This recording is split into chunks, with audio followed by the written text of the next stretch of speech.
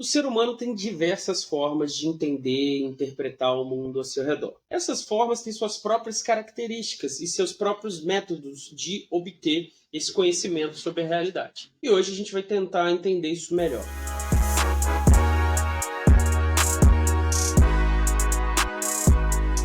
As diferentes formas de pensar são mito, religião, senso comum, filosofia e ciência. Também adicionei artes aqui, porque apesar de não ser tecnicamente um conhecimento, é uma forma de compreender e entender a realidade.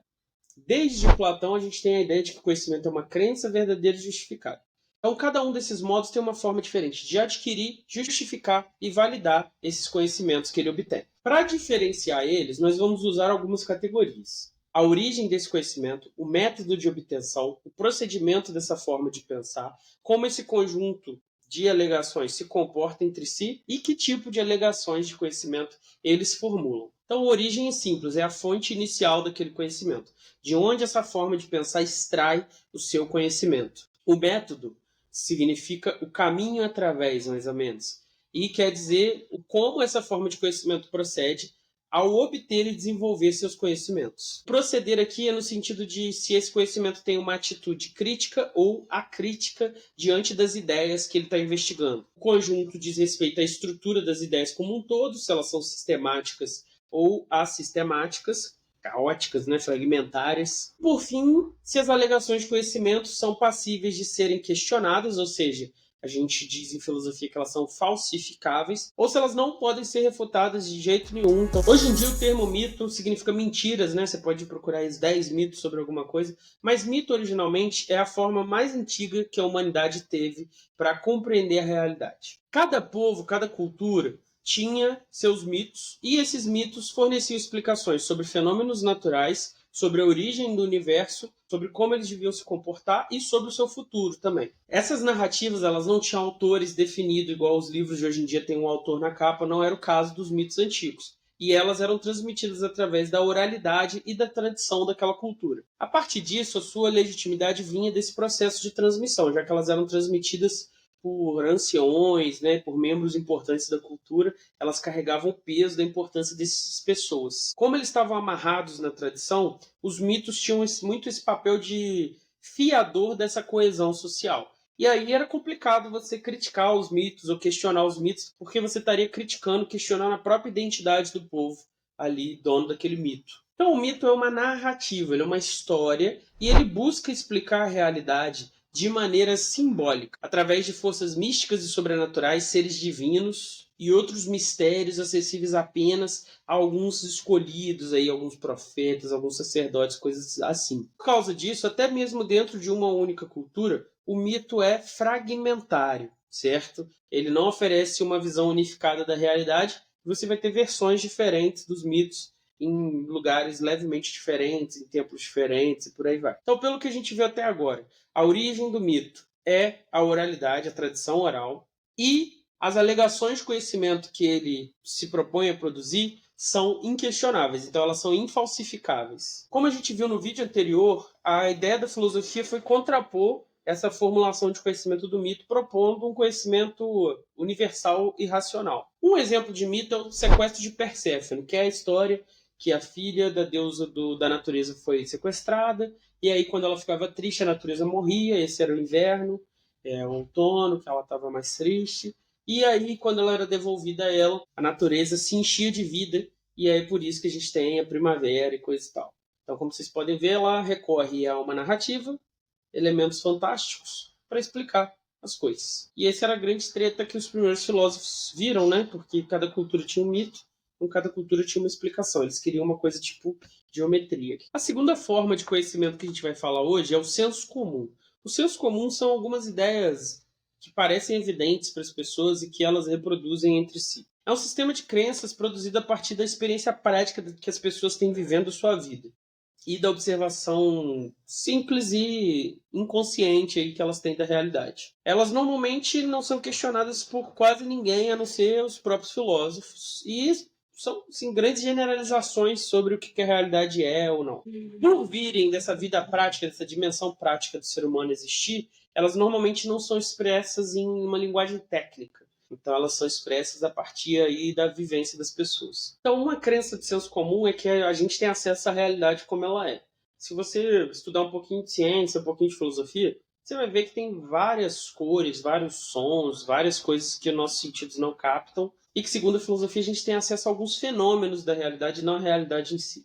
Essa ideia de senso comum está ligada também à ideia de empiria. É um conhecimento adquirido a partir da experiência sensorial, mas ele não é elaborado, não é teorizado, não é desenvolvido nesse sentido. Então ele é um conhecimento que surge da prática cotidiana. Então, por exemplo, o pessoal aqui da minha cidade fala que se a chuva vier de lá, é porque ela vai passar direto, não vai chover na cidade. Porque o rio carrega a chuva. Já se a chuva vier de lá, se as nuvens vierem de lá escuras, é porque ela vai parar, porque está vindo contra o rio e vai chover aqui. Então, não foi feito nenhum experimento, não foi feita nenhuma teorização em cima disso, não foi se calculado nada. As pessoas têm essa vivência prática, elas percebem que quando as nuvens carregadas vêm de lá, elas costumam não chover, só fica o dia inteiro ameaçando, e quando vem de lá, chove. Então, elas têm esse conhecimento direto dos sentidos. Então, povos diferentes, com vidas práticas diferentes, vão ter diferentes empirias, né? Então, vão ter diferentes formas de determinar se vai chover ou não, se vai fazer calor ou não, e por aí vai. Então, o que liga essas duas? As duas são irrefletidas, as duas são desorganizadas e as duas são acríticas. Então, a origem do conhecimento do senso comum são os sentidos, o método dele é a empiria, ele tem uma atitude acrítica aos conhecimentos que ele formula, ele busca um conhecimento assistemático, fragmentário, e as suas alegações são falsificáveis. Né? Mesmo eles tendo uma atitude acrítica de não questionar o que eles estão dizendo no senso comum, elas podem ser mostradas falsas. Né? Então, se você parar realmente para reparar, fizer um estudo e tal, você vai descobrir se é verdade ou não que o rio carrega a chuva. Então, como que o senso comum contrasta com a filosofia? Olha, o senso comum ele é todo baseado na empiria, enquanto a filosofia é toda baseada na razão, e a atitude do senso comum é a crítica, enquanto a da filosofia é crítica. Um recadinho especial para os pismandos de filosofia. Todos os anos, candidatos de humanas, economia, vão fazer a prova, deixa a filosofia a desejar e zeram. Milhares. Meu objetivo e do Rodrigo, meu parceiro aqui do Não Precisa Copiar, é fazer com que vocês não zerem. Como é que a gente vai fazer isso? Primeiro, você vê os vídeos como esse daqui. Depois você vai lá na descrição, vai ter uma pergunta. Você responde essa pergunta nos comentários. A gente pega as respostas de vocês e corrige elas nas lives, onde vocês vão saber quais são as qualidades, quais são as fraquezas e, principalmente, se vocês zerariam. E aí vocês podem estudar mais e fortalecer sua resposta. Confere aí de baixo. A arte não é considerada normalmente uma forma de conhecimento, mas ela é uma forma de pensar sobre a vida, o universo e tudo mais, então decidi colocá-la aqui também. Ao explorar os dilemas da existência humana nas suas obras, a arte acaba tocando numa verdade profunda sobre essa existência. Mas enquanto a arte usa a imaginação e a criatividade para entender esse dilema da existência humana, a filosofia usa o raciocínio. Ainda que algumas pessoas questionem, né, perdão Cícero, a gente vai definir a arte aqui como uma atividade criativa em busca da expressão. Então, em obras literárias ou do cinema, você pode ver problemas sociais serem discutidos sem consequências diretas. Ou então dilemas éticos serem discutidos. Né? No famoso Blade Runner, a questão da mortalidade foi discutida a partir da vida dos replicantes, que era curta, só 5 anos. Então, na arte, mesmo sendo fantasioso, fictício, criativo, eles estão discutindo ali temas humanos, né? Tudo aquilo que a gente sofre, nossos sentimentos, nosso amor, nossa tristeza, nossa felicidade, nossas questões são colocadas ali no palco da arte. Então, por exemplo, tem uma obra chamada Jesus Sem Teto, que acho que está no Rio, Vaticano e Lisboa. E a obra é um morador de rua na proporção 1:1, e no primeiro momento é só um morador de rua coberto. E quando você repara no pé dele, você vê as chagas de Cristo. Então são 3 países extremamente cristãos, e a obra faz você questionar a questão aí desse cristianismo, da hipocrisia das pessoas, da caridade, e por aí vai quando você vê o morador de rua e de repente você repara que na verdade ali está Cristo, né, simbolicamente. Então, como você pode ver, ela discute ideias, mas discute através da criatividade e da estética, enquanto a filosofia discute através da lógica e do raciocínio. A próxima forma é a religião. Apesar dos mitos serem as religiões dos povos antigos, existe uma diferença fundamental aí, porque a religião é mais sistemática, né, mais organizada do que os mitos. E a diferença entre filosofia e religião pode ficar mais nebulosa, né, especialmente no caso de religiões que buscam formular racionalmente as verdades reveladas da fé. Não é à toa que grandes figuras católicas também são reconhecidas como grandes filósofos. E essa confusão se dá porque muitos dos assuntos da religião, como alma, Deus, existência, ética, são discutidos também pela filosofia. O termo religião vem do religare, que significa religar, reconectar. Então são práticas, são mandamentos, são vivências que permitem ao ser humano se reconectar com o sagrado. Nesse sentido, a religião valoriza o sagrado acima da verdade, apesar de reconhecer a verdade como subsidiária desse sagrado. Então, essas religiões que fazem essa investigação filosófica racional sobre suas próprias ideias, elas formulam o que a gente chama de teologia, né, que está muito próxima da filosofia em alguns sentidos. E onde está a diferença entre religião, teologia e filosofia? A diferença está no fundamento e na atitude. Para a religião, o fundamento das suas ideias é a revelação. E também a atitude tem que ser completamente acrítica, porque essas ideias fundamentais são dogmas da fé e não podem ser questionados. No caso da filosofia, os fundamentos são a razão e elas não só podem, como devem ser questionadas. Como a religião fundamenta o seu conhecimento numa revelação, normalmente isso envolve também textos sagrados. E aí, para poder interpretar esses textos sagrados, que normalmente não têm uma linguagem simples, ela usa métodos interpretativos que a gente pode chamar de hermenêutica. Então você podia ter várias versões de vários mitos.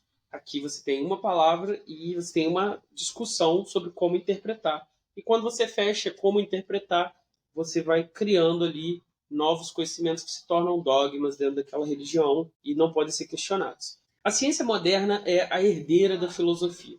As pessoas que hoje são físicos, astrônomos, químicos, biólogos, originalmente eram filósofos da natureza. A ciência é um sistema que busca explicar nossos fenômenos sociais e naturais através de uma análise rigorosa e sistemática desses fenômenos. Sua abordagem para investigar o mundo se diferencia das outras alegações de conhecimento por ter um compromisso com a observação empírica e com experimentos, mas também com o rigor lógico ao testar e revisar as suas conclusões. Então, diferente da filosofia que trabalha só com a razão, a ciência trabalha com a empiria e com a razão. O seu objetivo é criar modelos explicativos que sejam coerentes com as evidências que a gente já tem e que possam fazer previsões sobre o futuro.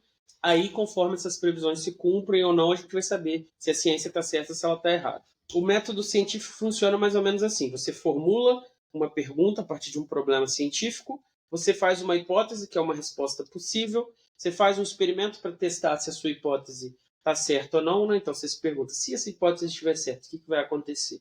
Aí você faz um experimento para ver se aquilo vai acontecer, e se aconteceu ou se não aconteceu, você vai analisar os seus estudos, vai compartilhar eles com a comunidade científica e vai revisar as suas conclusões. Então, o principal do método científico para a gente aqui é a reprodutibilidade e a falseabilidade, ou seja, quando você faz um estudo científico, outras pessoas, outros cientistas têm que ser capazes de reproduzir esse estudo para ver se você é um picareta ou não, e para ver se deu certo ou não. E tudo que você diz na ciência tem que ser falsificável, ou seja, você tem que ser capaz de provar que aquilo está errado. Se a parada não é falsificável, não é uma alegação científica. Então isso transforma a ciência num processo dinâmico e crítico, como a filosofia, diferente das outras formas de conhecimento que a gente viu até agora, que eram todas acríticas, já que ela vai sempre questionar os seus fundamentos e vai estar sempre aberta às novas descobertas. E aí a gente tem a filosofia, que é a última.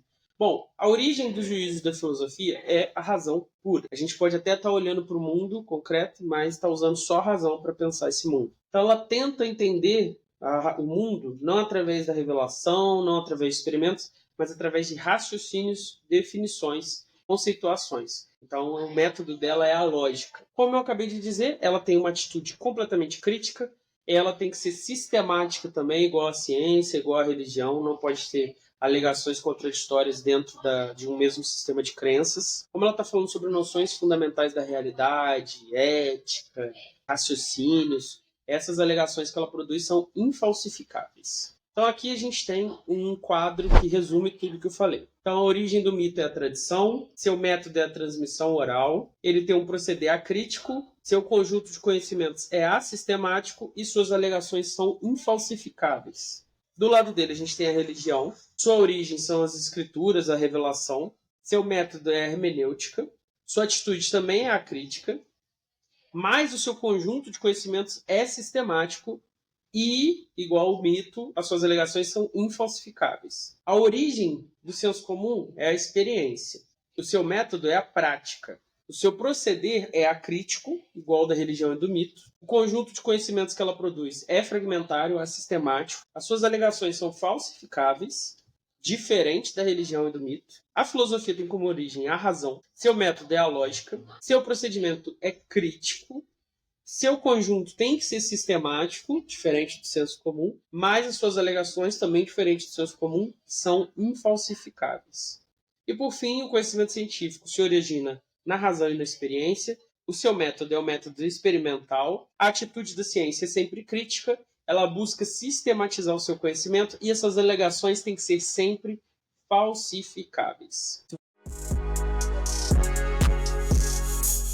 Se você gostou, curte o vídeo, compartilha e quem está fazendo vestibular, não esquece de responder a pergunta embaixo.